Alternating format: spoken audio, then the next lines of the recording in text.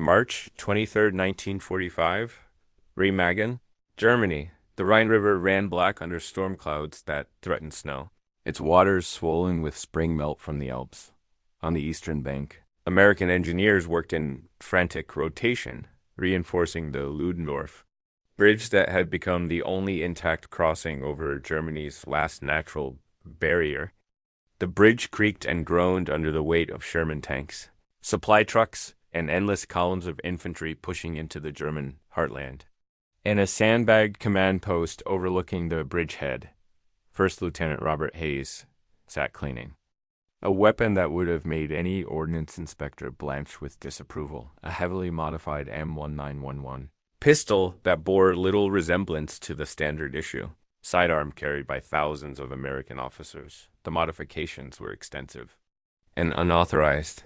Hayes had filed down the trigger pull, installed custom sights machined from aircraft aluminum, added textured grips carved from walnut, and most controversially, fitted an extended barrel that added 3 inches to the weapon's length. The magazine had been modified to hold 10 rounds instead of the standard 7. Every alteration violated Army regulations regarding approved equipment. When Hayes had first shown the weapon to his company commander back in France, the captain had laughed. Openly, trying to build yourself a target pistol, Lieutenant. This is combat, not a county fair shooting competition.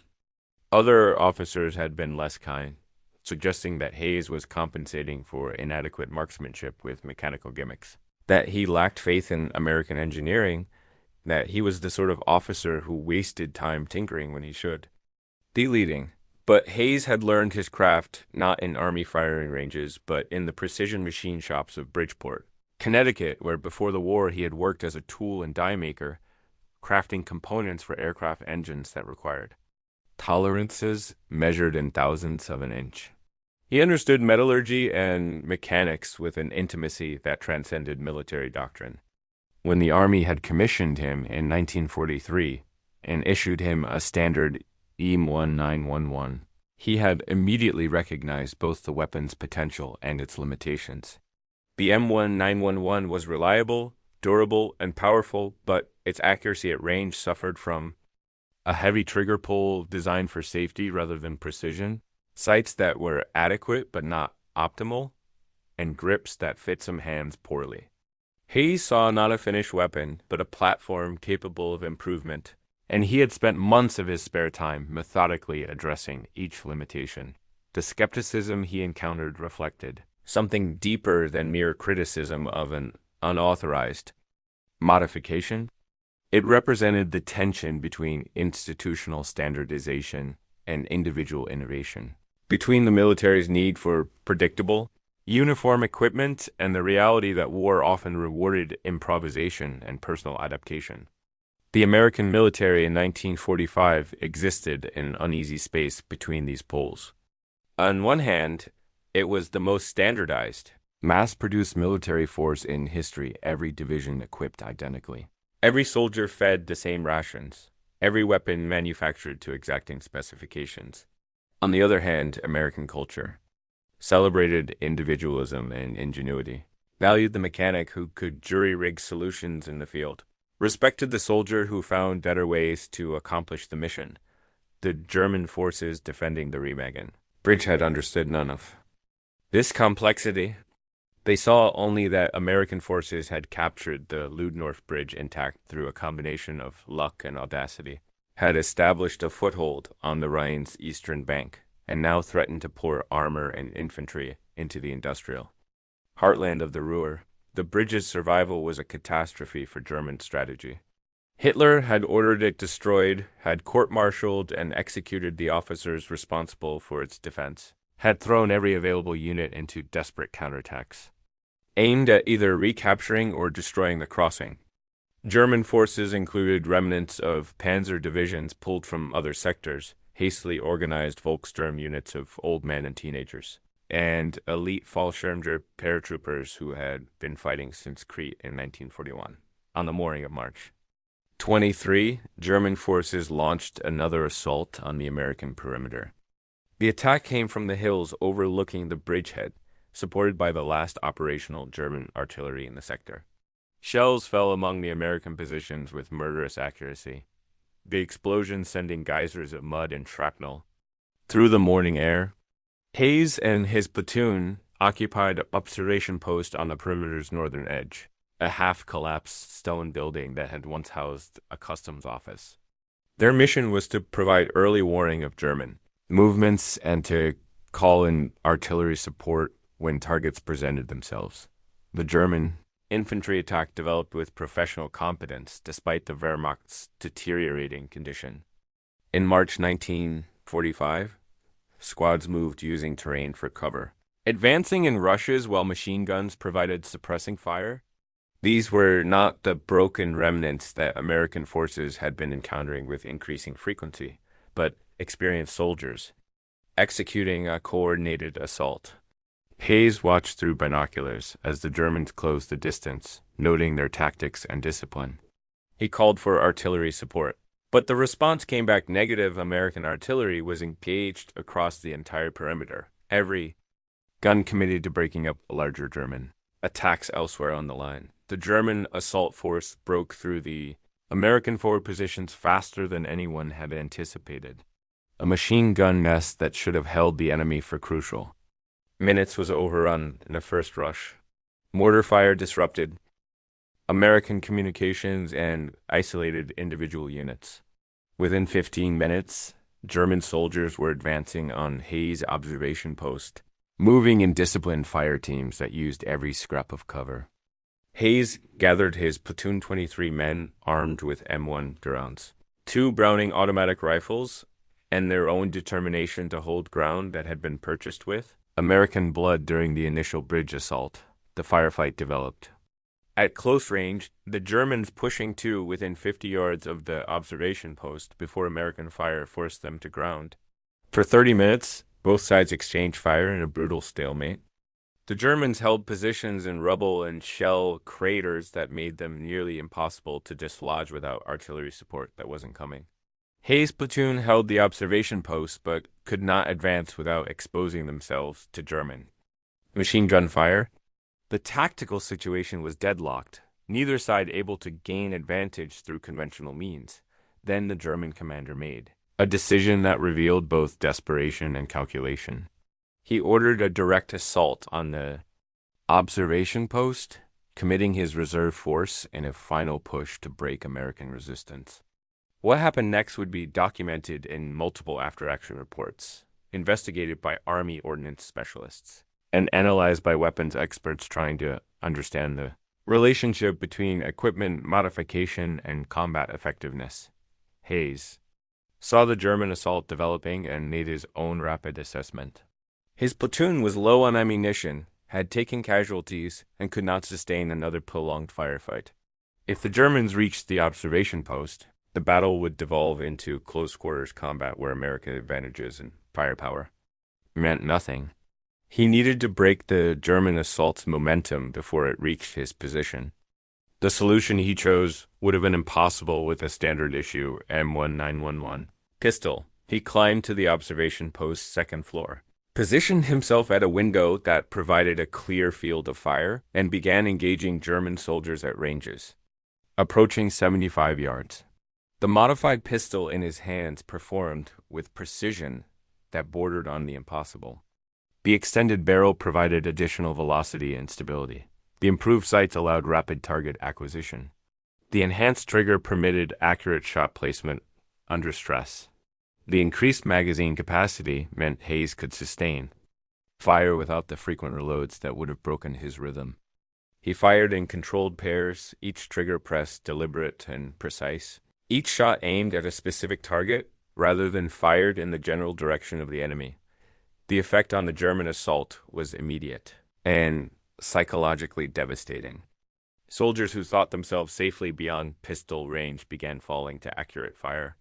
The distinctive sound of the .45 caliber rounds was recognizable even amid the cacophony of combat, not the sharp crack of rifles, but the deeper boom of the large caliber handgun.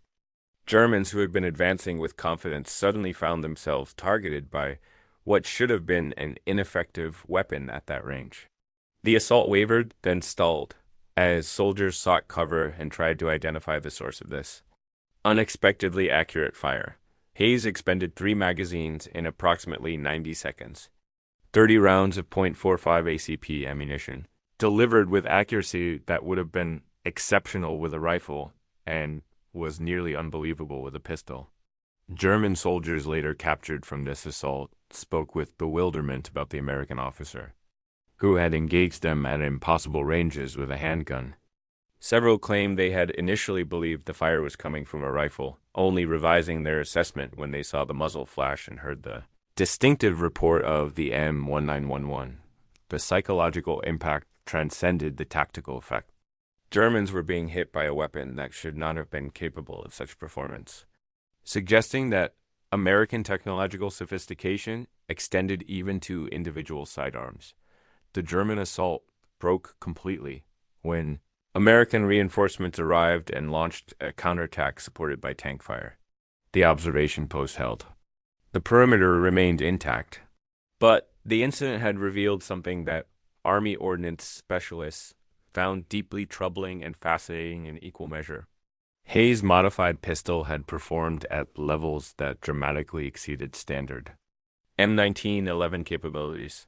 His innovation, his individual mechanical skill applied to a mass-produced weapon, had created something that existed outside normal military specifications, yet proved devastatingly effective in combat. The aftermath brought official scrutiny. Hayes was ordered to submit his weapon for inspection. The ordnance report that followed was a study in bureaucratic ambivalence. The inspectors acknowledged that the modifications enhanced accuracy and usability. They documented shot groups that Hayes could achieve with his modified weapon that far exceeded standard M111 performance.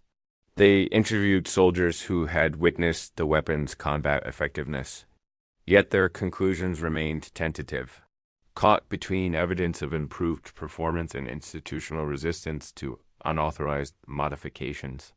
The final report noted that while Lieutenant Hayes' weapon showed enhanced capabilities in trained hands, it could not be recommended for general issue because individual modifications undermine standardization essential to military logistics and training.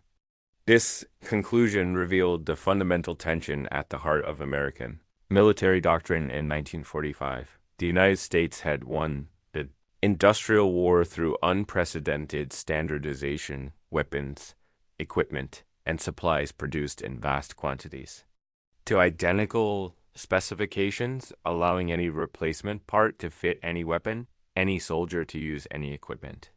The standardization was America's strength, the logistical foundation that supported armies across 2 oceans and multiple theaters of war. Yet, standardization also implied limitation designing for the average soldier. The typical scenario, the expected conditions, it left little room for the exceptional individual who could coax better performance from tools. Through skill and modification, Hayes represented a peculiarly American type of warrior, the citizen soldier who brought civilian expertise into military service, who saw official equipment not as sacred objects but as platforms for improvement, who trusted his own judgment and skills even when they contradicted institutional wisdom. In this, he embodied the innovative spirit that had made American industry dominant, the same impulse that had led automobile mechanics to improve engine designs, that had driven machinists to develop better manufacturing processes, that had convinced workers on assembly lines they understood production better than management consultants. The American military depended on these men needed their skills, their initiative, their willingness to solve problems rather than simply follow orders. Yet it also feared what they represented, the chaos that would result if every soldier modified equipment according to personal preference. The Germans who faced Hayes that morning at Remagen had expected to encounter Americans whose strength derived from numbers and industrial output rather than individual excellence. Nazi ideology had constructed an image of American soldiers as mass-produced warriors, adequately equipped and sufficiently trained, but lacking the individual fighting spirit that German doctrine prized.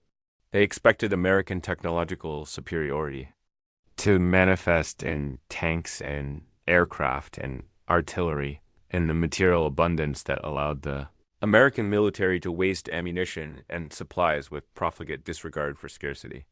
What they had not anticipated was that American technological sophistication extended to the individual level, that American soldiers possessed both the mechanical knowledge and the cultural permission to modify their own equipment.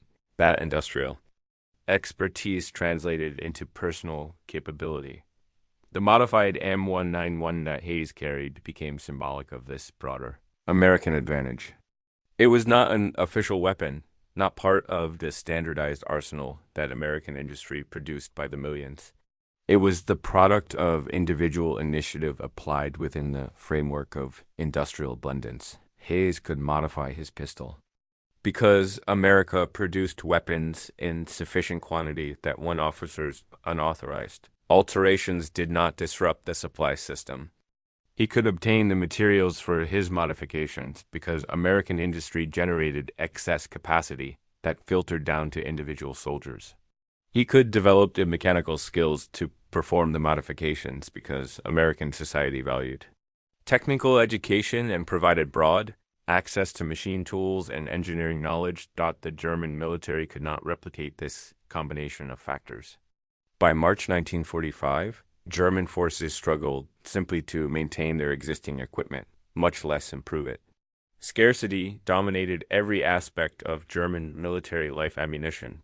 Replacement parts were unavailable, weapons were used, until they failed beyond repair and then cannibalized for components.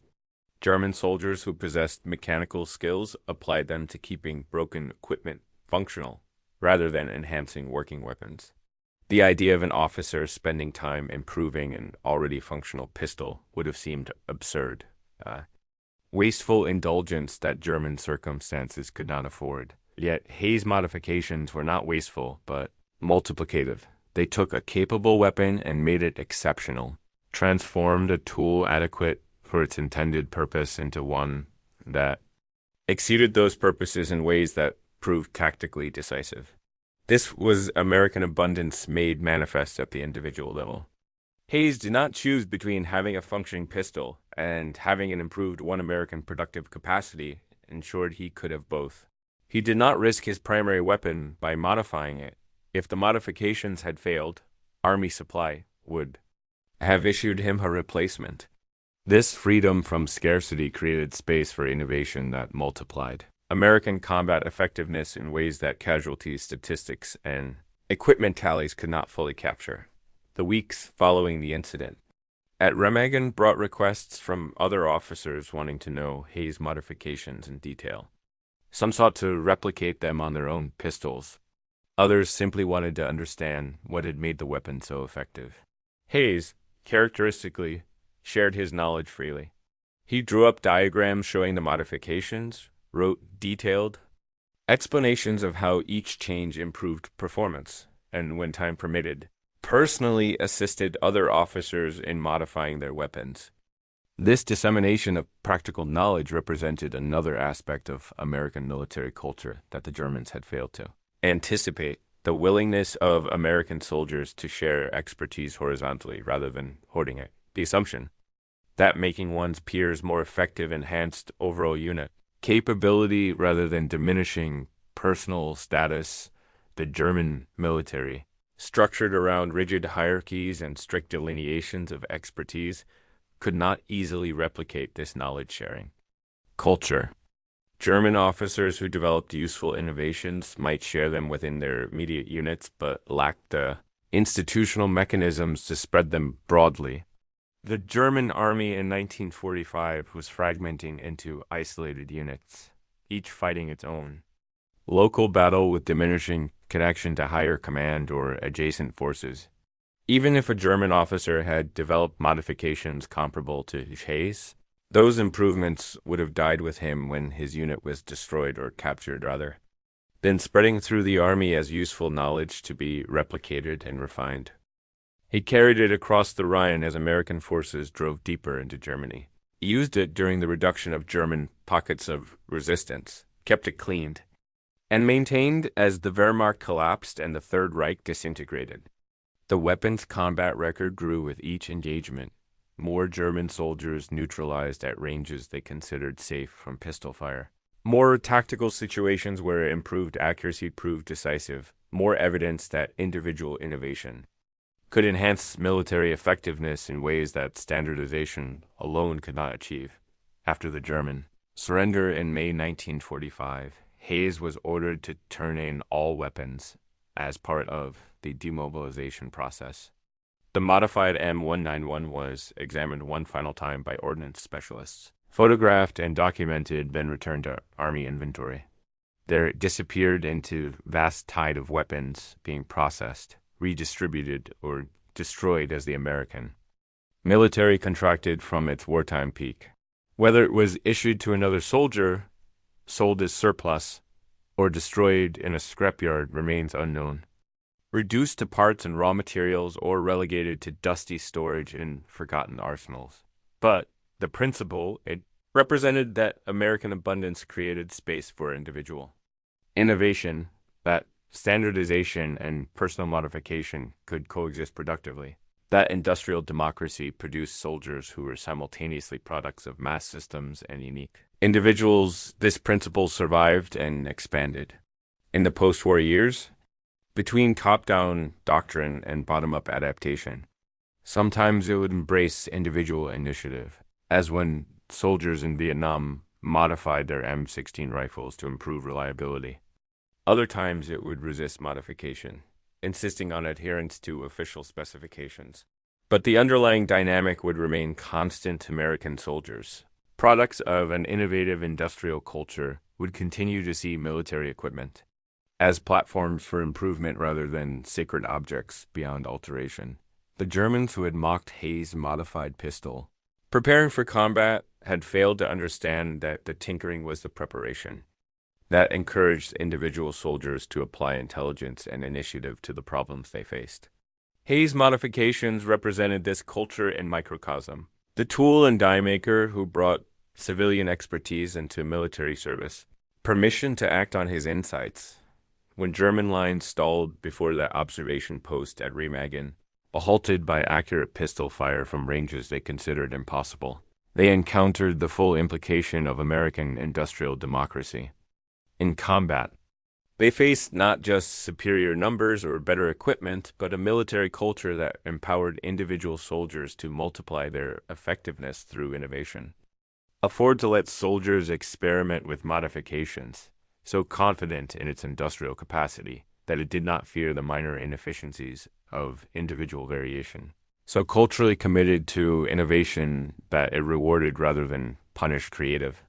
Criticized Hayes' modifications died in the ruins of the Third Reich, silenced by the accumulated weight of evidence that American victory stemmed from thousands of small innovations like Hayes' pistol, from millions of individual decisions to improve rather than simply accept, from a cultural assumption that better solutions existed and that ordinary citizens possessed the capability to find them. The modified M1911 was never adopted as standard equipment, never replicated across the American military, never became more than an individual officer's personal weapon. Yet it demonstrated truths about American power that transcended official doctrine, that abundance enabled innovation, that free citizens fighting for democracy brought to war the same innovative spirit that had built American industry. In the final accounting, Hayes' pistol proved something the Germans had failed to understand throughout the war.